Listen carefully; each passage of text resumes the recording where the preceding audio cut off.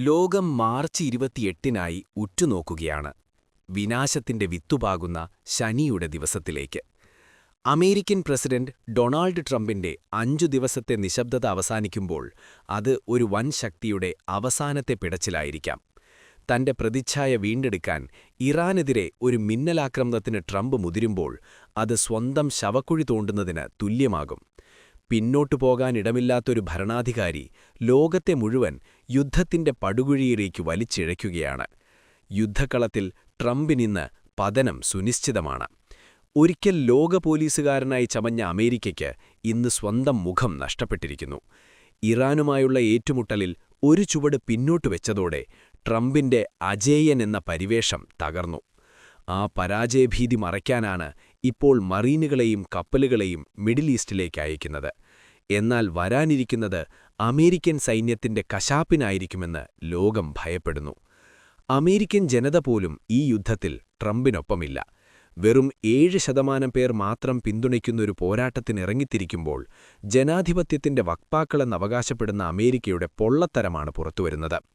സ്വന്തം ഖജനാവ് കാലിയാക്കി ജനങ്ങളെ പട്ടിണിയിട്ട് ഒരു നാർസിസിസ്റ്റ് ഭരണാധികാരി നടത്തുന്ന ഈ സാഹസം അമേരിക്കൻ സാമ്രാജ്യത്വത്തിന്റെ തകർച്ചയുടെ വേഗത വർദ്ധിപ്പിക്കും. ഇറാൻ വെറുമൊരു രാജ്യമല്ല, മറിച്ച് തകർക്കാൻ കഴിയാത്തൊരു പ്രതിരോധത്തിന്റെ പ്രതീകമാണ്. വർഷങ്ങളോളം അമേരിക്കൻ ഉപരോധങ്ങളെ പുല്ലുപോലെ തള്ളിക്കളഞ്ഞ ഇറാന്റെ കരുത്ത് ഡ്രോണുകളിലും മിസൈലുകളിലും മാത്രം ഒതുങ്ങുന്നതല്ല.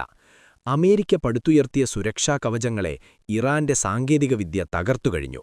മിഡിൽ ഈസ്റ്റിലെ അമേരിക്കൻ താവളങ്ങൾ ഇന്ന് ഇറാന്റെ കൃത്യതയാർന്ന മിസൈലുകൾക്ക് മുന്നിൽ വെറും കളിമൺകോട്ടകൾ മാത്രമാണ്. ഈ യുദ്ധം ട്രംപിന്റെ രാഷ്ട്രീയ ആത്മഹത്യയായിരിക്കും. തന്റെ മാഗാ വോട്ടർമാരെ തൃപ്തിപ്പെടുത്താൻ നടത്തുന്ന ഈ നീക്കം അമേരിക്കൻ സമ്പദ്വ്യവസ്ഥയെ കൂടുതൽ താറുമാറാക്കും. താരിഫ് യുദ്ധങ്ങൾ ഇതിനകം തന്നെ അമേരിക്കക്കാരെ തളർത്തിക്കഴിഞ്ഞു. ഇനിയൊരു വലിയ യുദ്ധം കൂടി താങ്ങാനുള്ള ശേഷി ഡോളറിനോ അമേരിക്കയ്ക്കോ ഇല്ല. ലോകവിപണിയിൽ അമേരിക്കയുടെ ആധിപത്യം അവസാനിക്കുന്നതിന്റെ തുടക്കമാണിത്. റഷ്യയുടെയും ചൈനയുടെയും തന്ത്രപരമായ പിന്തുണയോടെ പൊരുതുന്ന ഇറാൻ ഒറ്റപ്പെടുകയാണ്. നാറ്റോ സഖ്യകക്ഷികൾ പോലും ഈ മരണക്കളിയിൽ നിന്ന് വിട്ടുനിൽക്കുന്നു. ടൈഗർ സിന്ദാഹെ എന്ന് തെളിയിക്കാൻ ശ്രമിക്കുന്ന ട്രംപ് യഥാർത്ഥത്തിൽ പല്ലുകൊഴിഞ്ഞൊരു വൃദ്ധസിംഹത്തെപ്പോലെയാണ് പെരുമാറുന്നത്. ശക്തികൊണ്ടും ധിക്കാരം കൊണ്ടും ലോകത്തെ ഭരിക്കാമെന്ന മോഹം ഇത്തവണ പേർഷ്യൻ കടലിൽ മുങ്ങിത്താഴും. സൗദി അറേബ്യയെയും ഇസ്രയേലിനെയും കൂട്ടുപിടിച്ച് ഇറാനെ തളയ്ക്കാമെന്നത് അമേരിക്കയുടെ വ്യാമോഹം മാത്രമാണ്. ഇറാന്റെ മനോവീര്യത്തിനു മുന്നിൽ ഈ സഖ്യശക്തികൾ പതറുകയാണ്. ഇറാന്റെ ഓരോ മിസൈലും അമേരിക്കൻ അഹന്തയുടെ നെഞ്ചിലേക്കാണ് പതിക്കുന്നത്. സോഷ്യൽ മീഡിയയിലെ പരിഹാസങ്ങൾ മുതൽ യുദ്ധഭൂമിയിലെ പ്രത്യാഘാതങ്ങൾ വരെ അമേരിക്കയെ മാനസികമായി തളർത്തിക്കഴിഞ്ഞു.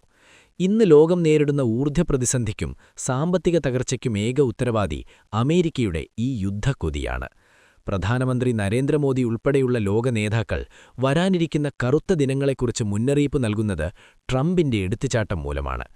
ഇന്ധനനിലയങ്ങൾ കത്തിയെരിയുമ്പോൾ ഉണ്ടാകുന്ന വെളിച്ചമല്ലാതെ മറ്റൊരു പ്രതീക്ഷയും അമേരിക്ക ലോകത്തിന് നൽകുന്നില്ല.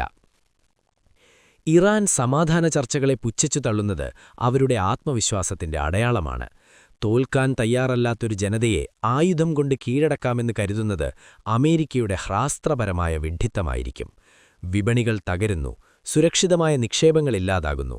ഇതെല്ലാം അമേരിക്കൻ അപ്രമാദിത്വത്തിന്റെ അന്ത്യകൂദാശയാണ്. ചുരുക്കത്തിൽ ട്രംപ് ഒരു വലിയ കുഴിമണലിൽ അകപ്പെട്ടിരിക്കുന്നു. അദ്ദേഹം എത്രത്തോളം കൈകാലിട്ടടിക്കുന്നുവോ അത്രത്തോളം വേഗത്തിൽ അമേരിക്ക താഴേക്ക് പതിക്കും. മാർച്ച് 28-ന് നടക്കാൻ പോകുന്ന നീക്കം ഇറാനെ തകർക്കാനല്ല, മറിച്ച് അമേരിക്കയുടെ പതനം പൂർത്തിയാക്കാനായിരിക്കും ചരിത്രം രേഖപ്പെടുത്തുക. ലോകമൊരു പുതിയ അധികാരക്രമത്തിലേക്ക് മാറുകയാണ്. അവിടെ അമേരിക്കയ്ക്ക് സ്ഥാനമുണ്ടാവില്ല.